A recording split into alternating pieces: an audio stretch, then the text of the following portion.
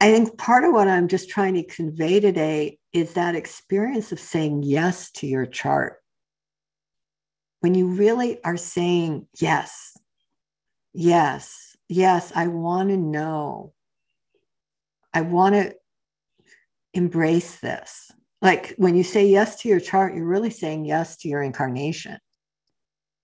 And, to live at a time, again, because of this craziness of social media, again, not that there's some very, very positive things about social media, obviously, but the insanity of social media is you get such a fixation of so many people not only getting bad astrology information sometimes, but also looking through Facebook, Instagram, TikTok, whatever, looking at other people's life experience and envying them. I want this, I want that, I'm seeing that house. What's wrong with me that I don't have that? What's wrong with me that I don't have that partner? As opposed to really having the lens turned and going, whatever your chart is a sacred document. It's a sacred, I treat it as it's a sacred vow that you've taken between you and the celestial gods. It is a vow you took. Otherwise, you wouldn't have incarnated. Like when somebody says to me, well, I didn't ask to be born. I'm like, really? You want to debate that, whether you asked to be born? Because you actually would not be here if you didn't want to come to Earth to be born. So there's this beauty to me when the chart gets embraced and you're really saying, all right, I surrender to this chart. I bless it. I want to know what it's here to teach me. I want to stop cursing it.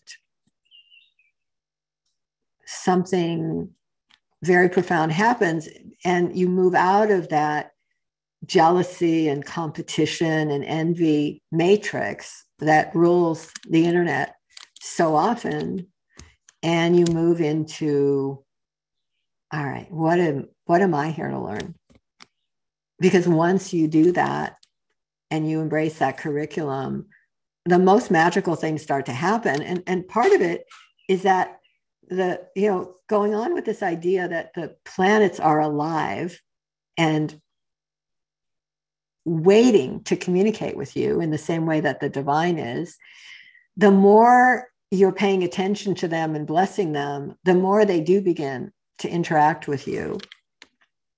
So we're going to be dealing with that more as it unfolds. Now, I want to also bring up one more idea, and it's just going to become prominent as we're going through these weeks, which is, if you read my books, I think in Outrageous Openness, there's this story called Without God. And it's basically like based on this idea that like someone will say to you, oh, you'll never find a parking space in that part of town. And I always think, without God. Or, oh, you'll never make it through that acupuncture program and get your degree, without God. To me, like that's how I deal with any negativity that I can, that somebody sends at me. It's like, oh, well, yeah, that might be true if you're only living like a standard human being. But if you're inviting and offering and surrendering, you're aligning your will with the highest, so I don't have to take on the negative predictions necessarily of somebody else. So this becomes, to me, very useful also with astrology, because you could have all these negative predictions coming your way about transits or this or that or the other thing. And as soon as you align yourself in that place of saying, yes, this transit is coming, it may be challenging, it may be difficult, it may be these various things, but it will be very different if I do it with God or if I do it without God. That's the bottom line.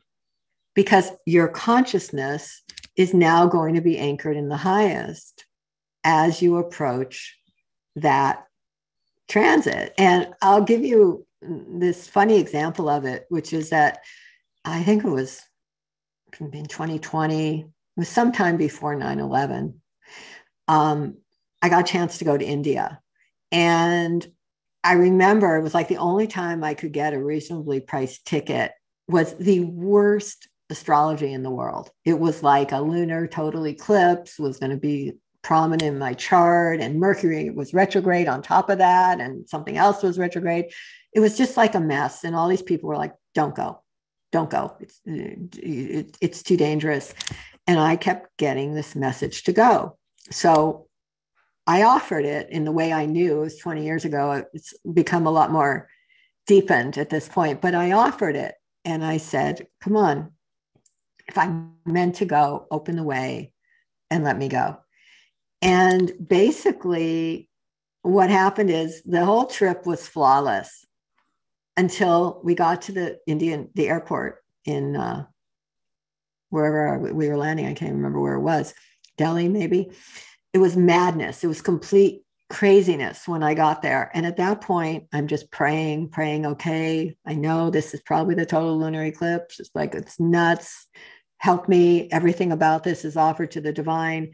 And at that point, some dignitary walked through the plane. It turned out that they were also on there. And somehow I got swept into the entourage of this dignitary, some politician or something.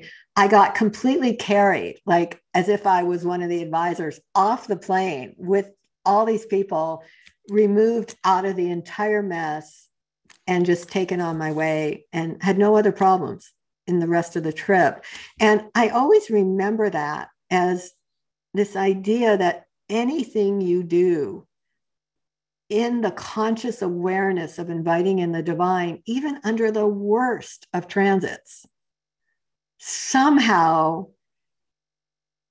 opens a flow that can't be accessed any other way. So, I'm not trying to sugarcoat this. I'm not trying to say there aren't difficult things or there aren't challenges or none of this, but that this decision, this sankalpa to call in the highest, regardless of the transits, regardless of your chart, that all of this is it's the total game changer on all astrology. That's how I see it.